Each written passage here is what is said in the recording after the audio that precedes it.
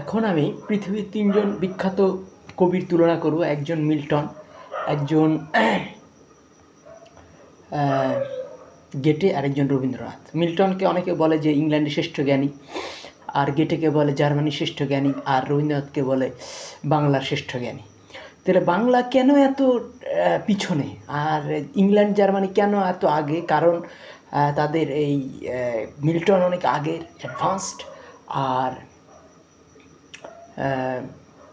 যেটা অনেক অ্যাডভান্সড, আর হলো গিয়ে অনেক অ্যাডভান্সড। রবীন্দ্রনাথ অনেক পিছনের, কিন্তু সময়ের দিক থেকে অনেক আধুনিক রবীন্দ্রনাথ, কিন্তু চিন্তা চেতনায় অনেক পিছনে। সেটা কিন্তু এই কলকাতার এই ব্রাহ্মণগুলো কিন্তু বুঝতে দেয় না। যেমন একটা প্রবন্ধ আপনারা পড়ে দেখতে পারেন। এই আমার এই বক্তৃতার ভিত্তি হলো গিয়া একটা এই প্রবন্ধ লিখেছিলেন 1952 সালে বুদ্ধদেব বসু। রবীন্দ্রনাথ তার উত্তর সাধক। তো ওইখানে রবীন্দ্রনাথকে রক্ষা করার অনেক চেষ্টা করেছেন, কিন্তু তারপরেও রবীন্দ্রনাথ যে অনেক ব্যাকডেটেড সাহিত্যের দিক থেকে, সেইটা কিন্তু ওই প্রবন্ধে বেরিয়ে আসছে। দীর্ঘ প্রবন্ধ, আপনারা পড়ে দেখতে পারেন। তো যেটা নিয়ে আলোচনা করছিলাম যে এখানে মানে ঈদেরকে বলা হয়, মিল্টনকে বলা হয় মুক মিল্টন, বা গেটেকে বলা হয় মুক গেটে, আর সেই তুলনায় রবীন্দ্রনাথকে বাচাল বলা হয়। কী জন্য এটার আলোচনা করব।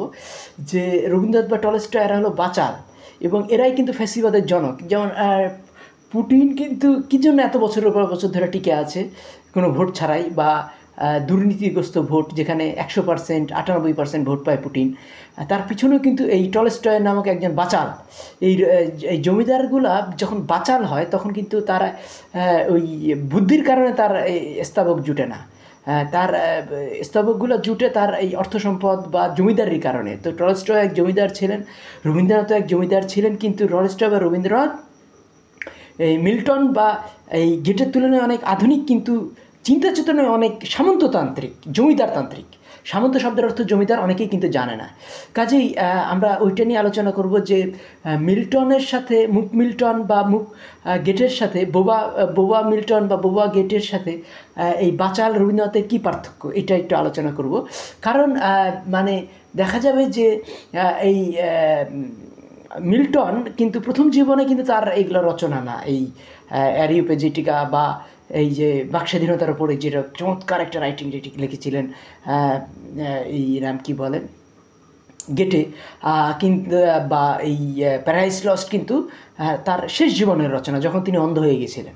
তাহলে এতদিন তিনি বোবা হয়েছিলেন কে? মিল্টন। তো যারা আসলে বুদ্ধিমান তারা কিন্তু কথা কম বলে কাজ বেশি করে, এবং বাচালরাই কিন্তু জানে যে তারা বোকা, তাদের এই কথাবার্তা বলার সময় চিন্তা করা লাগে না। কাজেই স্টুপিডগুলা, বিশেষ করে এই জমিদারের স্টুপিডরা বুঝতেও পারেনি যে তাদের এই বাচালতার পরিণতি জাতিকে ধ্বংস করবে। এবং এই জাতি হিসাবে দেখা যায় যে এই রাশিয়ানরা বা বাঙালির মধ্যে বাচালতা অত্যন্ত বেশি বলে এই বাচালদের তারা শ্রেষ্ঠ কবি মনে করে তাকে অনুসরণ করেছে। তো আমরা দেখব যে এখানে রবীন্দ্রনাথের বাচালতা কীরকম, যে দেখা যাচ্ছে 15 বছর বয়স থেকেই তিনি অজস্র কবিতা লিখে যাচ্ছেন, পড়াশোনার চিন্তা ভাবনা মানে ছাড়াই। পরবর্তীতে তিনি অনেক পড়াশোনা করে নিয়েছেন, কিন্তু তার বাচালতা কমে নাই। কিন্তু দেখা যাবে যে এই বুঝলাম মিল্টন বোবা ছেলে, মানে বোবার মতো অনেক চিন্তা করতেন, অনেক চিন্তা করে তিনি কর্মোদ্যমী একজন মানুষ, যে কিনা এই ইসের সাথে জড়িয়ে গিয়েছিলেন, যে একজন বেনেভোলেন্ট ডিক্টেটর, বা ডিক্টেটরশিপ না বলে অনেকে আমরা বলতে পারি যে গণতান্ত্রিক বিপ্লবী, যে এই অলিভার ক্রোমওয়েলের পার্সোনাল সেক্রেটারি ছিলেন এই মিল্টন। তো মিল্টনের যে বিখ্যাত লেখা সেটা তো হলো প্যারাডাইস লস্ট। তো এই প্যারাডাইস লস্ট বা অ্যারিওপেজিটিকা বা আরও যত চমৎকার লেখা ছিল, এটা কিন্তু তাদের শেষ জীবনের লেখা। এবং গেটের প্রথম জীবনে একটা লেখা প্রচণ্ডভাবেই বিখ্যাত হলেও, কিন্তু তিনি তার মাস্টারপিস কিন্তু এই অনেক বেকুব মনে করে যে এই ওয়েস্ট অস্ট্রেলিয়ার দিভান তার মাস্টারপিস না। অনেক বিক্ষোভ মনে করে যে এই ফাউস্ট তার মাস্টারপিস, কিন্তু আসলে তার মাস্টারপিসটা ওয়েস্টচার্চার ডিভান, যেটা তার 67 বছর বয়সে লেখা। এবং গেটের যে চিঠিপত্রগুলো আমরা যদি পড়ি আর রবীন্দ্রনাথের চিঠিপত্রগুলো যদি পড়ি, তার মধ্যে কিন্তু আকাশ পাতাল তফাৎ আছে। রবীন্দ্রনাথ কিন্তু দেখা যাচ্ছে যে অনেক ক্ষেত্রে নিয়ন্ত্রণ করতে যাচ্ছেন, মানুষকে ভয় দেখাচ্ছেন, বিরূপ সমালোচনা করছেন। যেমন এই রবীন্দ্রনাথের এই বিরূপ সমালোচনার ফলে দেখা যাবে যে তার জীবনে মানে বিখ্যাত মানুষের সাথে ঝগড়ায় কেটেছে রবীন্দ্রনাথের। যেমন বঙ্কিমের সাথে প্রথম জীবনে একটা ঝগড়া হয়েছে, পরবর্তীতে ডিএলআর সাথে ঝগড়া হয়েছে, পরবর্তীতে নজরুলের সাথে ঝগড়া হয়েছে। তো বঙ্কিম, রবীন্দ্রনাথ বাদ দিয়ে বাকি তিনজনই কিন্তু সবচেয়ে নাম করা ধরা যায় এই বাংলা সাহিত্যে। সবচেয়ে বেশি প্রভাব মানে রবীন্দ্রনাথকে যদি বাদ দেই, তারপরে সবচেয়ে বেশি প্রভাব আছে বঙ্কিমচন্দ্র, ডিএল রায় এবং জাতীয় কবি নজরুল ইসলামের। কিন্তু এই তিনজনের সাথেই ঝগড়াতে মানে নোংরা ঝগড়া, এগুলো ডিবেটের বিষয়গুলো আলোচনা করলে আপনারা বুঝতে পারবেন যে কত মানে। এবং এই বাকি বাঙালিদের যেন মানে তেল পালিশ করবে এই নোংরা ক্যারেক্টারটা রবীন্দ্রনাথের, এইটাতে পালিশ করতে যে কোন জায়গা বাদ দিবে, কোন জায়গা পালিশ করবে, এইটাই যেন বাঙালি সাহিত্যিকদের কাজ হয়ে দাঁড়িয়েছে। যেরকম আপনি যদি দেখেন যে এই যে রবীন্দ্রনাথ যে ইকবালের বাসায় গিয়েছিলেন, এটা আপনি কোনো রবীন্দ্র জীবনীতে পাবেন না এক শঙ্খ ঘোষ ছাড়া, কিন্তু প্রতিটা ইকবাল জীবনেই কিন্তু এটা আছে এবং ইকবাল তাকে দেখাও দেননি। তাই এই যে রবীন্দ্রনাথের যে আরেকটা রূপ আছে, যেখানে ইন্টারন্যাশনালি রবীন্দ্রনাথকে ঘৃণা করা হয়, প্রেমচাঁদ রবীন্দ্রনাথ সম্বন্ধে কী অসৌজন্যমূলক উক্তি করা হয়েছে, কোনো বাঙালি সেটা উল্লেখ করে না। তো এই যে ভারতবর্ষে রবীন্দ্রনাথের অবস্থানটা কি, এটা খুব কম ক্ষেত্রেও আলোচনা করা হয়েছে। তো কাজেই রবীন্দ্রনাথের চাঁদের যেমন একটা রূপই দেখে, আরেকটা রূপ গোপন থাকে মানুষের কাছে, তো রবীন্দ্রনাথের একটা দিকই বাঙালি, বিশেষ করে কলকাতার ব্রাহ্মণরা এই বাঙালিদের কাছে, বাঙালি মুসলমান, বাঙালি শূদ্র, বাঙালি বৈশ্যদের কাছে তুলে ধরেছে। এবং এর ফলে রবীন্দ্র বাচালকে আমরা বুঝতে পারি না। রবীন্দ্র বাচালের কিছুটা উদাহরণ আমরা দিচ্ছি, যে সেই যে বাচালতার পর এই আমি তো তিনটে উদাহরণ দিলাম। এই বাচাল কিন্তু তিনজনের সাথে ঝগড়ায় লিপ্ত হয়েছিলেন। একটা নজরুল, ওই যে নাম কি বলে, খুনের মামলা নিয়ে, এবং পরবর্তী দুইটার ক্ষেত্রে প্রথমটা তো রবীন্দ্রনাথ নিজেই অনেক ইয়াং ছিলেন, বঙ্কিমচন্দ্র নিজ গরজে মিটিয়ে নিয়েছিলেন, আর পরবর্তী দুইটাতে মিটানোর জন্য মানে ডিএল রায়ের সাথে যখন রবীন্দ্রনাথের ঝগড়া হয়, সেখানে কিন্তু এই গন্ডগোল মিটাতে এগিয়ে এসেছিলেন প্রমোদ চৌধুরী, এবং নজরুলের সাথে রবীন্দ্রনাথের যে ঝগড়া হয় তাতেও কিন্তু গন্ডগোল মিটাতে এগিয়ে এসেছিলেন এই নাম কি বলে, প্রমোদ চৌধুরী। তা এখন মানে এই 67 বছর বয়সে যখন তিনি ওয়েস্টচার্চার ডিভান লিখলেন, মানে গোটা ইউরোপ কাঁপিয়ে গেল অন্তরাত্মা, যে তাদের মধ্যে একটা বিশ্বাসের ব্যাকগ্রাউন্ড খুঁজে পেল। এবং ইসলাম বিদ্বেষ সেটাও অনেক কমে গেল, এবং মানে ইসলামের যে প্রতিদ্বন্দ্বিতায় ইউরোপিয়ান রেনেসা, এটাও কিন্তু সবার কাছে প্রস্ফুটিত হয়ে গেল। কারণ মানে একেবারে ফুটাই তুললেন, কারণ শুধু ওই কবিতাই তিনি লিখলেন না ওয়েস্টচার্চার ডিভান, তার ব্যাখ্যাও তিনি দিলেন। এবং তিনি বললেন যে ইসলাম হলো অ্যাটলাস বা সুপারম্যান, পৃথিবীর যে সভ্যতাকে দুই হাতে বা গোটা আকাশকে দুই হাতে ধরে রেখেছে, সভ্যতার আকাশকে।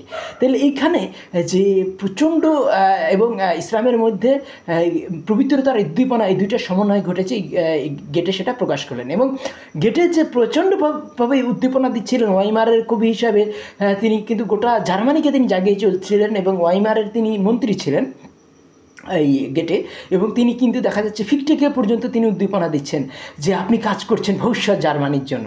কিন্তু আমরা এই উদ্দীপনাটা কিন্তু আমরা ইসের মধ্যে দেখি না, রবীন্দ্রনাথের মধ্যে, যে আপনি আবুল ফজলকে তিনি যে চিঠি লিখছেন, বা এই জসিমউদ্দিনকে যে চিঠি লিখছেন, বা এইকে যে চিঠি লিখছেন, এরা কিন্তু আবুল ফজল, জসিমউদ্দিন কিন্তু পরবর্তীতে বাংলাদেশের নেতা হয়েছেন সাহিত্যিক অঙ্কনে, কিন্তু তাদের কোথাও তিনি বলেন নাই যে তোমরা হবে ভবিষ্যৎ নেতা। তো কিন্তু যখন শরৎচন্দ্র বলতেছেন যে এই শরৎচন্দ্র কিন্তু অনেকখানি নিন্দা করেছিলেন যারা বাংলা সাহিত্যে একটা নিন্দুক গ্রুপ গড়ে উঠেছিল, যারা মানে মানুষকে প্রচণ্ডভাবেই বিশেষ করে ইকে নজরুলকে সমালোচনা করছিলেন, বুদ্ধদেব বসুকে সমালোচনা করছিলেন। সেই শনিবারের চিঠি গ্রুপের কিন্তু নিন্দা করেছিলেন শরৎচন্দ্র চট্টোপাধ্যায়। কিন্তু মানে তিনি বলেছিলেন যে যারা বাংলা সাহিত্যে নেতৃত্ব নেবে তাদের বিরুদ্ধে এই ধরনের অসৌজন্যমূলক প্যারোডি কবিতাগুলো বের হচ্ছে শনিবারের চিঠি। কিন্তু এই শনিবারের চিঠিকে সরাসরি কোনো সমালোচনা করেননি এই রবীন্দ্রনাথ, এবং রবীন্দ্রনাথ তাদের সাথে দেখা দিয়েছেন। তা এরা রবীন্দ্রনাথের দেখা পায় কী করে, যারা অসৌজন্যমূলক ব্যঙ্গ বিদ্রুপী, যাদের প্রধান কারণ প্রথম জীবনে যদি আমরা দেখি রবীন্দ্রনাথের এই যে পত্রিকাগুলো ছিল এগুলো, এবং মানে রবীন্দ্রনাথের যে পত্রিকা বা জোড়াসাঁকোর যে পত্রিকা সেটা ছিল এই প্রায় হিন্দু গ্রুপকে গালাগালি করা হতো। আর হিন্দু গ্রুপরাও কিন্তু গালাগালি মানে কি অসৌজন্যমূলক, যার কোনো মানে মানে তো এই যে অসৌজন্যমূলক সেই পরিবেশ থেকে তিনি যখন কিছুটা জ্ঞান অর্জন করেছেন তখন কিছুটা বেরোতে পারলেও সম্পূর্ণ বেরোতে পারেননি বলে শনিবারের চিঠি লোকদের সাথে তিনি দেখা দিয়েছিলেন। তো এই শনিবারের চিঠিকে তিনি সরাসরি কখনোই নিন্দা করেননি, কিন্তু এই শনিবারের চিঠিকে বন্ধ করার ক্ষমতা ছিল শুধুমাত্র রবীন্দ্রনাথের। কারণ আমরা দেখেছি যে আল কোরআন যখন নাজিল হলো তখন কিন্তু অশ্লীলতা দূর হয়ে গেল।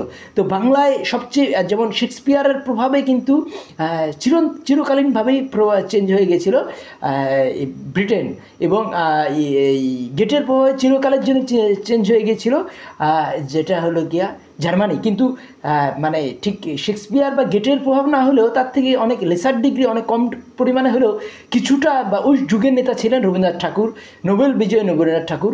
কাজেই রবীন্দ্রনাথ ঠাকুর যদি এই শনিবারের চিঠি গ্রুপকে সমালোচনা করতেন তাইলে শনিবারের চিঠির মেরুদণ্ড ছিল না যে এই নজরুলকে বা এই বুদ্ধদেব বসুকে বা কল্লোল গ্রুপকে অবান্তর সমালোচনা করে যায় এরকম প্যারোডি লেখে। কিন্তু রবীন্দ্রনাথ কিন্তু কখনোই এই শনিবারের চিঠি গ্রুপকে সেভাবে সমালোচনা করেনি। কাজেই এই শনিবার চিঠি যেমন বাচাল, রবীন্দ্রনাথকে আমরা সেভাবে বাচাল বলতে পারি। এবং এই বোবা মিল্টন বা বোবা যখন আর ইকবালও কিন্তু দেখা যায় 40 বছর বয়সে তিনি সাহিত্য রচনা শুরু করেছেন। শরৎচন্দ্র 40 বছর বয়সে সাহিত্য রচনা শুরু করেছেন। কাজেই এই বোবা মিল্টন বা বোবা গেটের যে এই অত্যন্ত চিন্তাভাবনা করে যে শেষ জীবনে বিখ্যাত হওয়ার কিছুটা প্রভাব কিন্তু আমরা এই চেতনা কিন্তু আমরা শরৎচন্দ্রের মধ্যে দেখতে পারি। শরৎচন্দ্র কিন্তু প্রথম জীবনে অনেক স্ট্রাগল করেছেন, অনেক করেছেন। প্রায় 1876 সালে তার জন্ম, আর কিন্তু তিনি প্রথম তার লেখাগুলো পাবলিশ হয় 15 সালে, মানে 1915, 16, 17 এইরকম। তাহলে তখন তার বয়স প্রায় 40-41 এইরকম সময় তার লেখাগুলো প্রকাশ হওয়া শুরু করে শরৎচন্দ্র চট্টোপাধ্যায়। ইকবালেরও ঠিক এইরকমই, যে তার সবচেয়ে বিখ্যাত লেখা বা প্রথম যে সবার নজর কাড়া, যে তার আগে তিনি কবিতা পাবলিশ করেছেন বিভিন্ন জায়গায়, কিন্তু বই আকারে প্রথম বই বের হয় সেটা হলো গিয়া ইলমুল ইকতিসাদ বইটা, কিন্তু অর্থনীতির পরে সেটা অত বিখ্যাত হয়নি। কিন্তু প্রথম যে একটা দার্শনিক বই সেটা কিন্তু তার 39 বছর বয়সে লেখা, বা সেটা 39 বা 40 বছর বয়সে, সেটা 1915 সালে আশরায়ে খুদি। তারপরে তিনি অজস্র বই লিখেছেন, কিন্তু তার একটা বোবা পিরিয়ড ছিল এই ইকবালের, শরৎচন্দ্রের। তারা যেমন তার ফলে কি এই বাচাল রবীন্দ্রনাথ, বাচাল টলস্টয়ের সাথে মিল্টন বা ইসের কিন্তু অনেক আছে। মিল্টন বা এই ঘেটে কিন্তু অত্যন্ত চমৎকার লেখা, এবং এই শনিবারের চিঠিও কিন্তু বাচাল গ্রুপ। তাইলে আমরা নিশ্চয়ই বুঝতে পারবো যে এখানে যে প্রচণ্ডভাবেই ইংল্যান্ড উন্নত, জার্মানি উন্নত, আর রাশিয়া বা বাঙালি যে বারবার ফ্যাসিস্ট আসতেছে তার প্রভাব হলো গিয়া রবীন্দ্রনাথ ও টলস্টয়। এবং এই শনিবারের চিঠি গ্রুপই কিন্তু এক ধরনের ফ্যাসিজম কায়েম করেছিল। এই যে সাহিত্যিক মাস্তানি, গুন্ডানি, গালাগালি, এইগুলোর একটা প্রভাব ছিল শনিবারের চিঠি। কিন্তু রবীন্দ্রনাথ কখনোই শনিবারের চিঠিকে সেইভাবে সমালোচনা করেন নাই। তা আমার কথাগুলি ভালো লাগে আমার চ্যানেলটি সাবস্ক্রাইব করুন, লাইক বাটন ক্লিক করুন। ধন্যবাদ।